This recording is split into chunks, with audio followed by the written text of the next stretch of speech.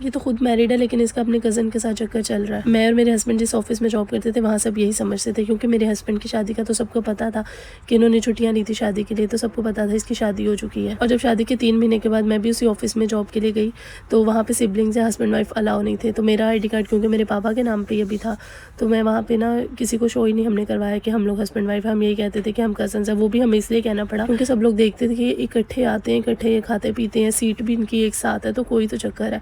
तो हम लोग भी घुने मिसने बन के हमने वहाँ पे 2-3 साल गुजार किसी को भनक तक नहीं पड़ने दी, क्योंकि जो राज जब तक आपके अंदर है ना तब तक राज है। जैसे आप एक बंदे को भी बता दो तो आपका राज राज नहीं रहता। ठीक है, हमने वहाँ पे बहुत मेहनत की और ज्यादा हम अपने काम से काम रखते थे, किसी से कभी ज्यादा बात भी नहीं करते और वहीं से कमा के हमने अपना घर भी बनाया था। तो हमें तो उस ऑफिस से बहुत ज्यादा फायदे हासिल, तो बस हम चुप करके लगे रहे और फिर चुप करके हमने एक साथ ही रिजाइन दे दिया। तो ये राज राज ही रहा। लेकिन रिजाइन के बाद बहुत सारे हमारे कोलीग्स हमें मैसेज करते थे ना, पूछते थे रिजाइन क्यों दिया। फिर हम सबको बताते थे हम तो शादीशुदा थे, हम दोनों की शादी हुई भी।